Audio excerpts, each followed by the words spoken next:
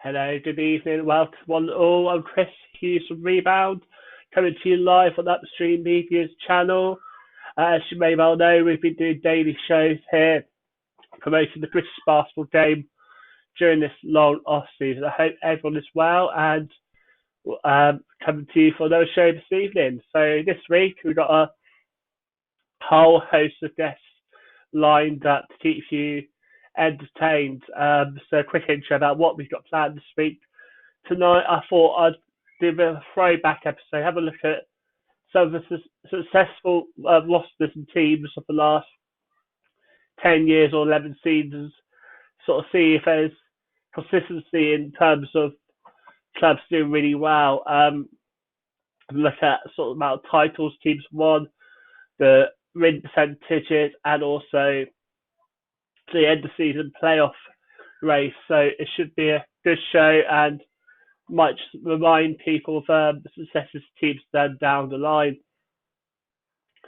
So also this week we've got shows on Tuesday, Thursday, Friday, Saturday. I'm trying to do like a regular thing so people know we've got something on each of those days. Tomorrow I'm really looking forward to having Josh Bett on the show.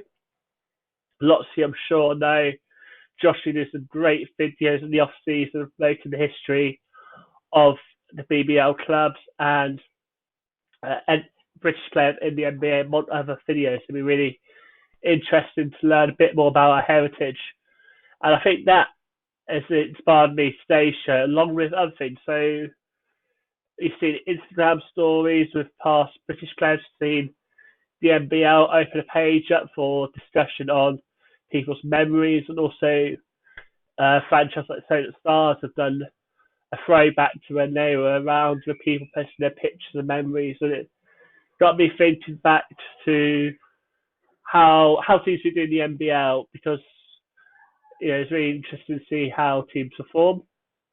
And obviously, having Josh on the show on Tuesday would be definitely to hear some behind the scenes stories of the challenges to research, and so it's hard to get the info. But I think the next few weeks we'll see a lot more info, making it easier for us to access information about our history. And I mean, on Wednesday we've got a day off, but actually we've got Coach CJ again on the show.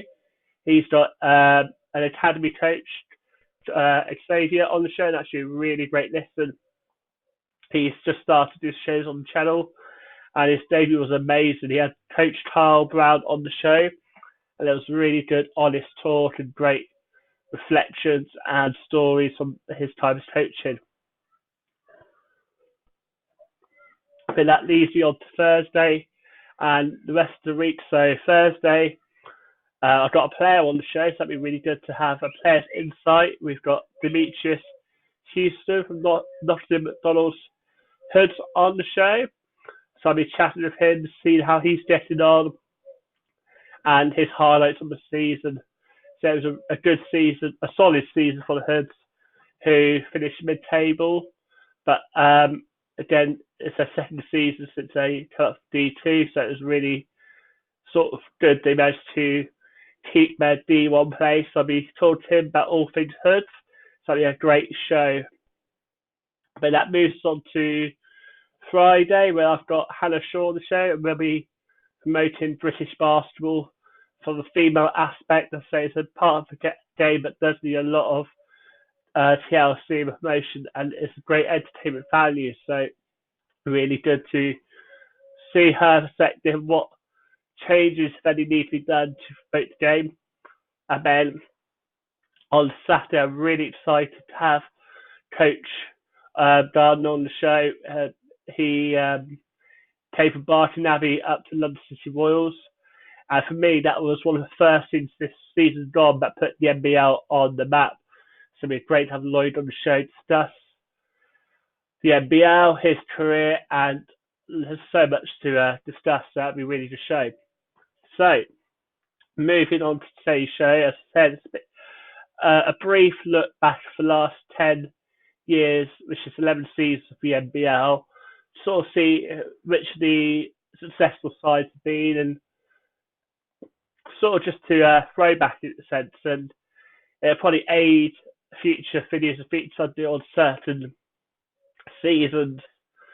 So to recap the season, Team Solar Testrals finished the season unbeaten, and that was the first time that's been done in the NBA for over 10 years. The last time that was done was by Reading Rockets year 08-09 season. They also won the quadruple.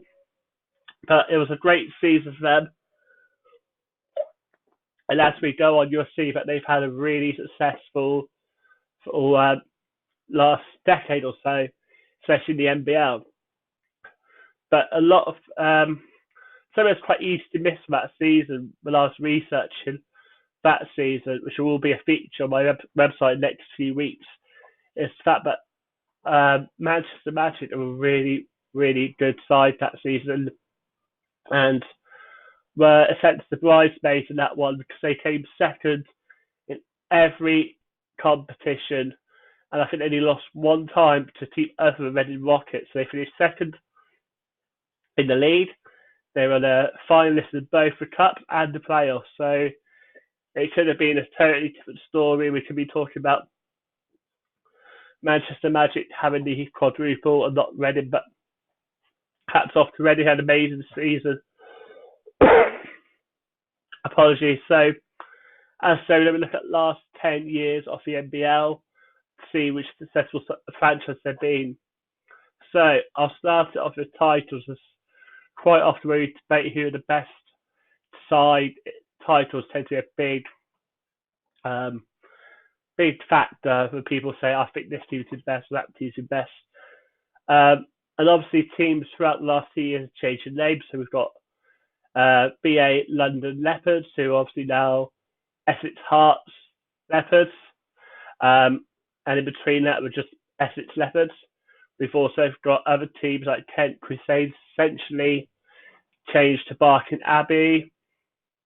So I was looking at that, it was quite good to see there's some teams then in League then, sort of 10 years ago, but weren't there now. So looking at titles, between the last 10 years, there's been 8 different winners over those 11 seasons. And there's been 3 teams who have won it twice. That's the Essex Hearts Leopards, mainly in their name as BA London Leopards, but themselves, Reading Rockets and Team Solar Testrals have won it twice. So definitely those 3 teams should probably boast that they're being the most successful in the last 11 years. Sometimes, when we look at how our team's done, you can also think about who maybe came second. So I talked about the quadruple beaten season Reading, but actually some second to that team was a really good achievement. And again, I looked at teams that came second, and again, Essex Hearts Leopards in their form came second twice. Manchester Magic also came second twice, as too did Bristol Academy Flyers team. So Essex probably say, oh, we've got 2 titles, 2 us up. Surely in the 11 years, we've had 4 seasons where we've been in the top 1 or 2. That should mean we've been well best, and it'd be hard to argue otherwise.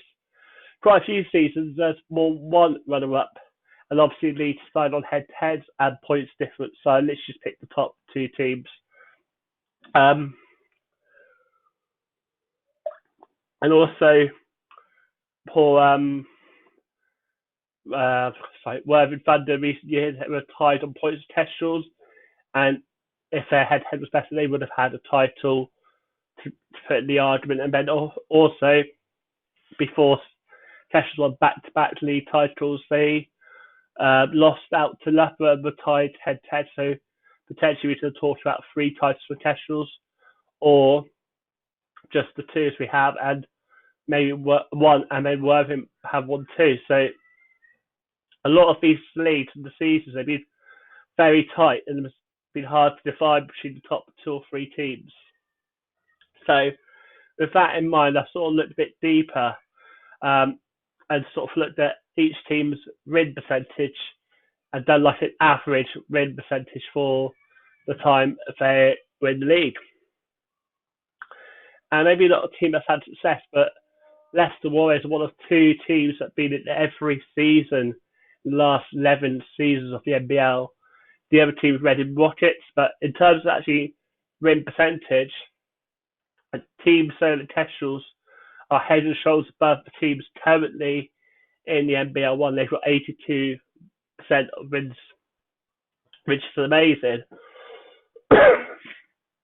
And obviously their unbeaten season this year helped that percentage move up considerably. But having a 60% on the debut and 83 and 84 respectively in the second years 2 and 3 are really good returns and show why actually at the moment they are respected as much as they are. Then below them, I say Bristol Academy Flyers, as we mentioned, had 2 great seasons runners up, obviously are up there with a really respectable win rate of 71%. Then below them is Loughborough with 70 and Reading with 68. So there's a lot of argument, but even when the Rockets didn't win titles or championships, it was a great season for them. And then if you look at playoffs, teams like Manchester Magic and Reading Rockets also did really well. I'd love to hear from you guys from what teams you thought were really good from a single season. I say obviously the Kestrels are 100%, so their team will be very much in conversation as best teams of the decade. But also I think maybe teams like Northumbria, 1 or 2 Reading Rockets rosters probably really good too. So I'd love to hear your thoughts on who makes your team of the decade. I mentioned if we looked at titles, win rates, positionals, and a lot of information we've sort of looked at, and it's really hard to pick out a team. So I think it shows what the competitive league the NBL is, and it's great to see. But league seems to be developing year upon year. 1 second, I've got quite dry throat today. But I say, obviously, comment down below who you feel is your team of the decade. It's mostly everything done for today. If you enjoyed this video and the videos that Rupert Charles at Upstreamedia have been posted, please subscribe, press that red button below, and check them out. Say last week we had CJ Lee with Coach Carl Brown, probably one of my favourite videos to watch from last week. Then on, I think it was Friday, I had Team Solar Kestrels and the league MVP Ian Smith on. That was a great show. I learned lots about what went on behind the scenes, and I think that's really great. So I really look forward to having Josh on the show. Go check his videos out. He's been doing history videos off BBL, and I say, you know, every cloud has a silver lining. I think at the moment the silver lining has been a lot of good people making some great basketball content. I'm sure a lot of you have been watching the Netflix series. I'm sure I'll watch that later this evening. But there's a lot of British basketball content out too. That's everything from me. I'm back tomorrow, same time, same place. Take care, stay safe, and I'll see you tomorrow. Bye now.